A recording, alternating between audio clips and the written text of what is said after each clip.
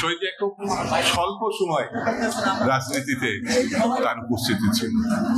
ঘাতকরা তাকে আরো যদি দীর্ঘ সময় বাঁচার সুযোগ দিতেন তাহলে বাংলাদেশ কোথায় গিয়ে দাঁড়াতো। মানে স্বল্প সময়ের বাংলাদেশ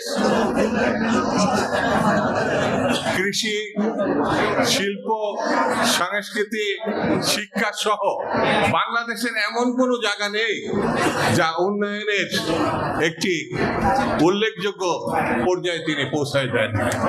তিনি স্বাধীনতা ঘোষণা করেছেন, তিনি সেক্টর কমান্ডার ছিলেন, তিনি রণাঙ্গনের মুক্তিযোদ্ধা, তিনি বীরত্ব, তিনি সফল রাজনীতিবিদ, জনপ্রিয় নির্বাচিত রাষ্ট্রপতি, তিনি কৃষক, শ্রমিক, মেহনতি মানুষের ভালোবাসার প্রতীক, তিনি বিএনপির প্রতিষ্ঠাতা।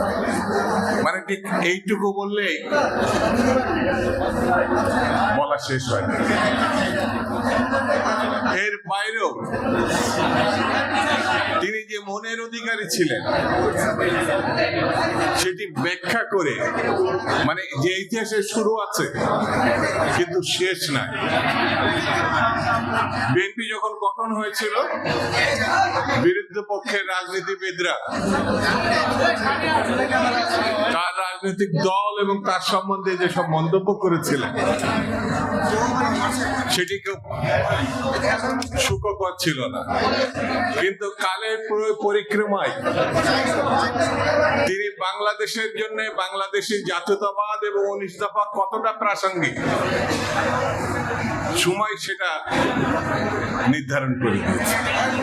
শহীদ জিয়া রহমান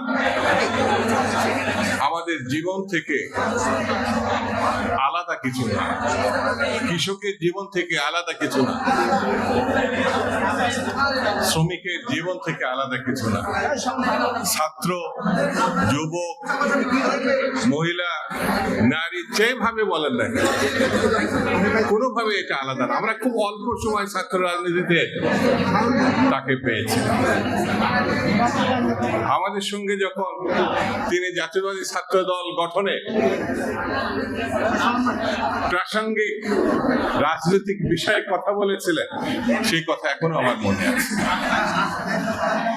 তিনি আমাদেরকে বলেছিলেন, আজকে আমি গৌরবান্বিত আপনাদের সঙ্গে বসে, তোমাদের সঙ্গে বসে না, আপনাদের সঙ্গে বসে তিনি গৌরব বোধ করছেন ছাত্রদের সঙ্গে বসে।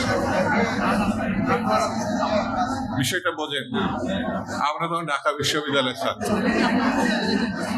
তিনি ছাত্রদেরকে মুক্তিযুদ্ধে, গণতন্ত্র প্রতিষ্ঠায়, বাংলাদেশের উন্নয়নে, গণতন্ত্রের সংগ্রামে ক্যাটাগরিলি যেসব প্রসঙ্গ উত্থাপন করলেন, আমি সেই সময় ঢাকা বিশ্ববিদ্যালয়ে একটা ক্ষুদ্র ছাত্র হিসাবে আমি শুধু অবাক এবং বিস্মিত হই না, আমি সেই দিন থেকে মনে করেছি যে আমি ঠিক জায়গায় এসে ঠিক মানুষটার সন্ধান পেয়েছি।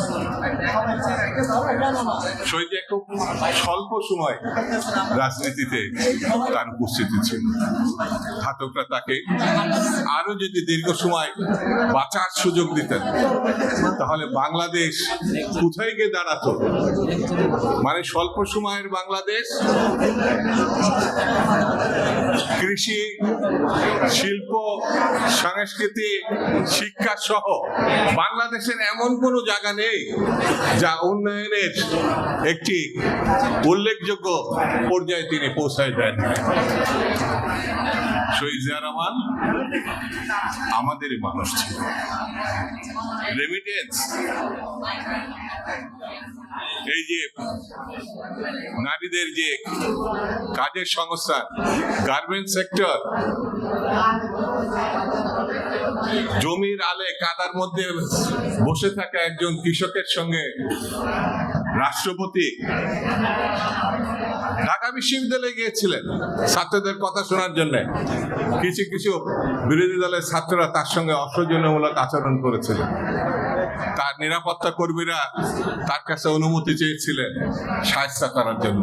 তিনি ধমক দিয়েছিলেন, শুধু ধমক দেননি, বলে এই খবরদার। তিনি এগিয়ে গেছিলেন ছাত্রদের মধ্যে, তোমাদের কথাটা কি? এইসব জিনিস বলে শেষ করা যাবে। তার জন্ম হয়েছিল বাংলাদেশের জন্য। বাংলাদেশ তাকে শুধু পেয়ে এই সাবকন্টিনেন্টে দক্ষিণ পরিবেশে এই সার্ক তার মাথা থেকে আসছিল।